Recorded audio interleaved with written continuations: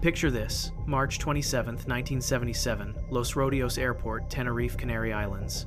A retired couple from California boards KLM Flight 4805, excited about their Mediterranean cruise. A family from the Netherlands settles into their seats, kids already asking when they'll arrive. Nobody on either Boeing 747 knows that in 37 minutes, their planes will collide on a fog-covered runway, killing 583 people in what remains the deadliest accident in aviation history. Here's what makes this tragedy so infuriating. According to the official Spanish investigation report, every single failure that caused this disaster was preventable. Both 747s were diverted to this tiny airport after a bomb threat closed their destination. Los Rodeos wasn't designed for jumbo jets. The taxiways were too narrow, there was no ground radar, and the communication protocols were inadequate for the resulting chaos. But the factor that actually killed everyone was something the aviation industry had known about for years: cockpit authority gradient. Junior crew members were terrified to challenge senior captains, even when they saw problems developing. Inside the KLM cockpit, Captain Jacob Van Zanten is running out of legal duty hours. He's under immense pressure. He's also KLM's chief flight instructor, one of the most senior, respected captains in the airline. The fog is so thick he can't see the end of the runway. When air traffic control gives him departure routing instructions, he responds, "We are now at takeoff." It's ambiguous. Is he stating his position or requesting clearance? The controller thinks it's just a position report. Van Zanten thinks he has clearance and pushes the throttles forward. The flight engineer notices something wrong. He asks, "Is he not clear that Pan Am?" Van Zanten responds dismissively, "Oh yes," and continues the takeoff roll. But he's wrong. Pan Am Flight 1736 is still on that runway, taxiing through the fog, searching desperately for their exit. The Pan Am crew radios their position at the exact moment the controller tries to clarify the KLM's clearance. The transmissions overlap, creating a shrill squeal that blocks both messages. Nobody hears the critical information. The KLM 747 accelerates down the runway at full power. The Pan Am captain sees lights emerging from the fog and realizes with horror what's happening. He screams, "Get off, get off, get off," and tries to turn off the runway. It's too late. The KLM aircraft, traveling at 156 miles per hour, rotates for takeoff and slams directly into the Pan Am 747. 583 people die. The investigation reveals something the aviation industry had data on for years but refused to fix. Hierarchical cockpit culture was killing people. Junior crew members saw problems but felt powerless to challenge captains. The Spanish accident report specifically cited ambiguous communication and the social rank of the captain as contributing factors. Airlines knew this dynamic caused accidents, but changing it would require expensive training and would challenge the traditional authority structure pilots were invested in maintaining. Tenerife forced the creation of crew resource management training, teaching pilots that challenging authority isn't insubordination, it's survival. It mandated standardized phraseology worldwide, so the word takeoff could only mean one thing: explicit clearance to depart. Modern aviation's emphasis on speaking up, questioning decisions, and double-checking assumptions exists because 583 people died when those protections didn't. The aviation industry finally admitted that captain's pride could be just as deadly as mechanical failure. Imagine boarding a flight in Tokyo on a warm August evening, August 12, 1985. You're heading to Osaka for business, maybe visiting family. Japan Airlines Flight 123 is a routine domestic hop, barely an hour in the air. The Boeing 747SR is specifically designed for short-range, high-frequency routes, reinforced for the constant stress of repeated takeoffs and landings. 524 people settle in for what should be an unremarkable journey. 12 minutes later, 520 of them will be dead in the deadliest single aircraft accident in history. Here's the part that should make you furious. This disaster was entirely preventable, and the bomb that killed everyone had been ticking for 7 years. In 1978, this exact aircraft suffered a tail strike during landing, damaging the rear pressure bulkhead. The pressure bulkhead is critical. It's what keeps the cabin pressurized at altitude. Boeing technicians performed the repair, but according to the official Japanese investigation report, they didn't follow their own structural repair manual. The approved procedure required a single, continuous splice plate secured with 3 rows of rivets to properly distribute stress. Instead, the technicians installed 2 separate splice plates that butted together. This faulty configuration meant a single row of rivets bore almost all the cyclic stress, reducing the repair's strength to roughly 70% of what was required. Nobody caught it. The overlapping plates concealed the defect from visual inspection. For 7 years, every time the aircraft pressurized and depressurized, metal fatigue spread through that compromised rivet line like a slow crack in ice. The repair was calculated to fail after approximately 11,000 pressurization cycles. By August 12, 1985, the aircraft had completed 12,318 flights. 12 minutes after takeoff, cruising at 24,000 feet, the weakened bulkhead explodes. The force is catastrophic, explosive. Decompression rips off a massive section of the vertical stabilizer. The blast wave tears through the tail, severing all 4 independent hydraulic lines running through that section. In an instant, the pilots lose every flight control. No ailerons, no elevators, no rudder. The 747 becomes a 300-ton glider with no way to steer. Captain Takahama and his crew fight for 32 minutes to control the uncontrollable. They're using only differential engine thrust, adding power to one side, reducing it on the other, trying desperately to keep the aircraft level. The cockpit voice recorder captures their struggle. Professional, focused, refusing to give up. They nearly succeed. They manage to keep the plane airborne for half an hour. But there's only so much you can do with engines alone. The aircraft enters a violent oscillation, banking right, then left, climbing, then diving. At 6:56 p.m., JAL 123 slams into Mount Takamagahara at over 340 miles per hour. 520 people die. 4 survive, all seated in the rear section that broke away on impact. Among the dead is Kyu Sakamoto, the beloved Japanese singer famous for Sukiyaki, the only Japanese language song to reach #1 in the United States. What makes this even more tragic is evidence suggests between 20 and 50 passengers survived the initial crash but died from their injuries while waiting for rescue. It took search teams 14 hours to reach the remote mountainside. The investigation exposed Boeing's repair failure and Japan Airlines' inadequate inspection protocols. The disaster forced global aviation authorities to mandate stricter adherence to structural repair manuals, enhanced non-destructive testing for critical components, and more rigorous documentation of all maintenance work. The industry learned that invisible defects in pressurized structures could remain dormant for years before catastrophically failing. Every fictory fail, rivet, every splice, every repair on a commercial aircraft now carries the weight of JAL 123's 520 victims. Picture this: March 3, 1974. Turkish Airlines Flight 981, a McDonnell Douglas DC-10, pushes back from the gate at Paris-Orly Airport. 346 people are aboard, heading to London. Among them are 48 members of a rugby team returning home from a match, families, business travelers, students. Nobody knows they're sitting in an aircraft with a design flaw so dangerous that federal investigators specifically warned it would cause mass death. And here's the part that should enrage you. McDonnell Douglas knew, the FAA knew, and they chose to do nothing mandatory about it. 2 years earlier, American Airlines Flight 96, an identical DC-10, experienced a cargo door blowout over Windsor, Ontario. The door exploded open mid-flight, causing rapid decompression that collapsed the cabin floor and severed control cables. The crew barely managed to land safely through extraordinary skill and luck. The NTSB investigation was damning. According to their official report, they specifically warned that the DC-10's outward opening cargo door design was fundamentally flawed. If the door wasn't properly latched, air pressure at altitude would force it open. When that happened, the floor would collapse, severing the flight controls running beneath it, making the aircraft uncontrollable. The NTSB urged the FAA to issue a mandatory airworthiness directive requiring immediate modifications to the entire DC-10 fleet. Redesign the latching mechanism, add visual indicators, reinforce the cabin floor, make it physically impossible for the door to appear secure when it wasn't. But McDonnell Douglas pushed back hard. Grounding the fleet would cost millions.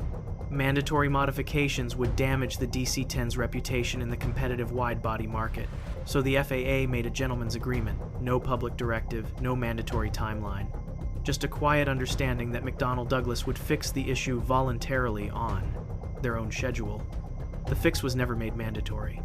Airlines operating outside the United States weren't even informed there was a problem. 13 minutes after takeoff from Paris, the aft cargo door on Turkish Airlines Flight 981 blows open. A baggage handler in Paris had closed it improperly, and the design flaw allowed it to appear latched when the locking pins weren't fully engaged. The door rips away at 12,000 feet. Explosive decompression is instantaneous. The pressure differential collapses the cabin floor directly above the cargo hold. Just like the NTSB warned, The control cables for the rudder and elevators sever. Captain Najat Berkoz has no pitch control, no yaw control. The aircraft is physically uncontrollable. The DC-10 enters a steep dive. The crew fights desperately, but there's nothing they can do. 77 seconds after the door blows, the aircraft impacts the Ermenonville forest at over 400 miles per hour. The crash is so violent that the wreckage is spread across a square mile. 346 people die, every single one preventable. The investigation confirms exactly what the NTSB predicted in 1972. The door design was defective. The floor wasn't reinforced. The control cables were vulnerable. McDonnell Douglas's voluntary fix was never implemented on this aircraft because Turkish Airlines bought it used and nobody told them about the flaw. After Flight 981, the FAA finally issued mandatory directives. Cargo door redesigns became required. Cabin floors were reinforced. Venting systems were installed to prevent collapse. Turkish Airlines 981 proved that regulatory agencies protecting manufacturers instead of passengers kills people. The FAA had documented evidence this exact failure would cause catastrophic loss of life, and they chose a handshake deal over mandatory safety requirements. 346 people paid the price for that decision. Sometimes the worst disasters aren't accidents, they're choices. Imagine you're a passenger on Saudia Flight 763, a Boeing 747 climbing out of New Delhi on November 12, 1996. You're heading home to Saudi Arabia after business in India. The flight attendants are beginning drink service. Everything is routine. 7,000 feet below you, Kazakhstan Airlines Flight 1907, an Ilyushin Il-76 cargo plane, is descending toward the same airport you just left. In 90 seconds, both aircraft will collide in midair, killing all 349 people in the deadliest midair collision in aviation history. Here's what makes this disaster so preventable. According to the official Indian investigation, the airspace over Delhi in 1996 lacked the most basic modern safety infrastructure. There was no secondary surveillance radar providing real-time altitude information. Air traffic control was relying almost entirely on procedural separation, verbal instructions, and pilot position reports. The controller was managing high-density international traffic with technology that was already obsolete in most developed countries. It was like trying to prevent highway collisions by having drivers report their positions by radio instead of using traffic cameras. The Saudia 747 is assigned to climb to 14,000 feet. Kazakhstan 1907 is cleared to descend to 15,000 feet. It should be simple, 1,000 feet of vertical separation, but the Kazakh crew makes a critical error. Instead of leveling at 15,000 feet as instructed, they continue descending through 14,000. Flight data would later show they descended to 13,500 feet, placing them directly in the path of the climbing 747. Why did they bust their assigned altitude? The investigation points to several factors. The Kazakh crew may have misunderstood the instruction due to language barriers. The Pirik Salfer controller was speaking English, which was the required international standard, but the Kazakh pilot's English proficiency was questionable. The Ilyushin's cockpit had outdated instrumentation. And critically, there was no traffic collision avoidance system aboard either aircraft. TCAS technology existed in 1996. It was proven. It worked. But it wasn't yet mandatory worldwide, especially on older aircraft and cargo planes. The Saudia pilots see the Ilyushin emerge from the twilight sky directly ahead. They have perhaps 3 seconds. There's no time to react.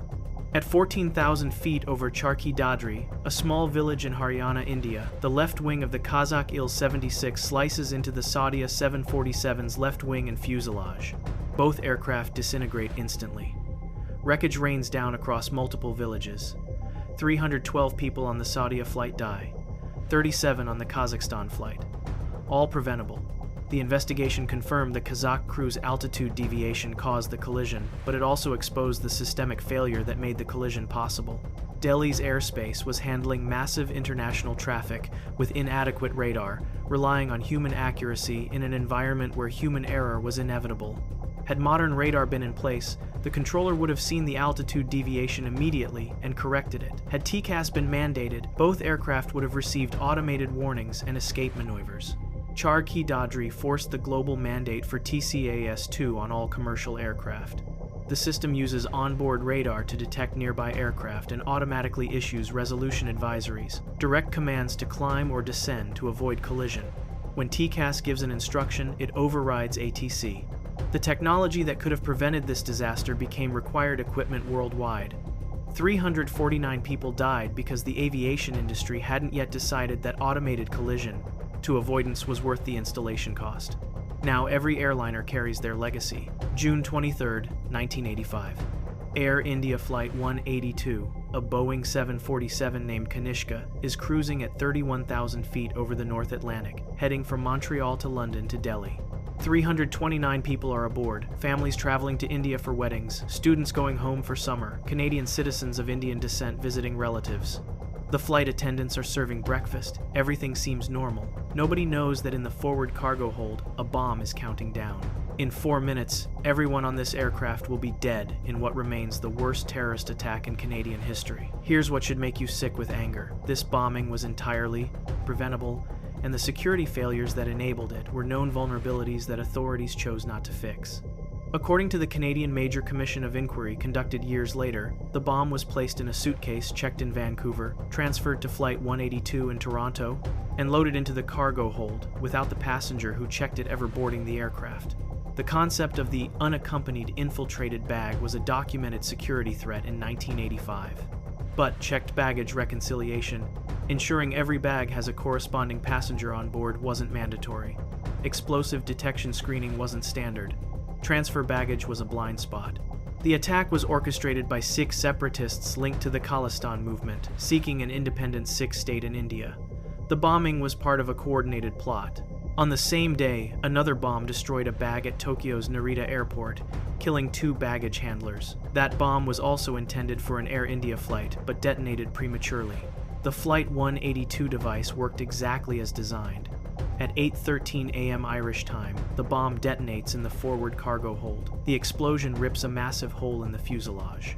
The 747 breaks apart at altitude and plunges into the Atlantic Ocean 190 kilometers off the coast of Ireland. The impact with the water at terminal velocity is catastrophic. 329 people die instantly. Bodies and wreckage are scattered across miles of ocean. Recovery efforts find only 131 bodies. The rest are never recovered. The investigation faced immense challenges. The wreckage was in over 6,000 feet of water. Critical evidence was destroyed or lost. The cockpit voice recorder and flight data recorder were recovered, but the CVR's recording quality was poor. Despite identifying suspects, including Talwinder Singh Parmar, the mastermind, insufficient evidence hampered prosecution. Only one person, Inderjit Singh Rayat, was ever convicted in connection with the bombing, and he received just 5 years for manslaughter. The families of victims spent decades fighting for justice and accountability. Air India 182 exposed catastrophic security gaps in international aviation. After the bombing, governments were forced to mandate checked baggage reconciliation globally. No bag flies unless the passenger who checked it is on board. Advanced explosive detection systems were developed and deployed, though implementation took years due to technical challenges and costs. The disaster revealed that aviation security operated reactively. Known vulnerabilities persisted until mass death forced change. The bombing also exposed intelligence and law enforcement failures. Canadian authorities had warnings about threats against Air India flights. Suspects were under surveillance, but information wasn't properly shared or acted upon. The inquiry found that systemic failures in coordination, threat assessment, and security implementation contributed to the success of the attack. 329 people, mostly Canadian citizens, died because airport security in 1985 treated checked baggage as low risk. The technology and protocols to prevent this attack existed. They just weren't mandatory yet. Now every piece of luggage goes through explosive detection. Every bag is matched to a boarded passenger. Air India 182 taught the aviation industry that security gaps don't remain theoretical vulnerabilities. They become mass graves. 5 disasters, 5 completely different failures. But one consistent, infuriating pattern emerges. The aviation industry knew about these problems and didn't fix them until mass death made ignoring them impossible. Tenerife showed that cockpit authority culture killed, but airlines resisted crew resource management training until 583 bodies proved hierarchy was lethal. YAL 123 exposed maintenance failures and hidden structural defects that inspection protocols should have caught. Turkish Airlines 981 revealed that regulatory agencies sometimes protect manufacturers instead of passengers, allowing known design flaws to remain unfixed. Charkhi Dadri demonstrated that outdated air traffic technology and lack of collision avoidance systems were disasters waiting to happen. Air India 182 proved that security vulnerabilities don't stay theoretical, they get exploited. Modern aviation is statistically the safest form of travel in human history, and that safety exists because of these tragedies. Every regulation mandating crew training, structural inspection, mandatory safety directives, collision avoidance technology, and baggage screening was written in the blood of passengers who died when those protections didn't exist. The uncomfortable truth is that the aviation industry operates reactively. Problems get identified, warnings get issued, and then nothing mandatory happens until a disaster forces action. Sometimes hundreds of people have to die before regulators decide that profit margins and corporate reputations aren't worth the body count.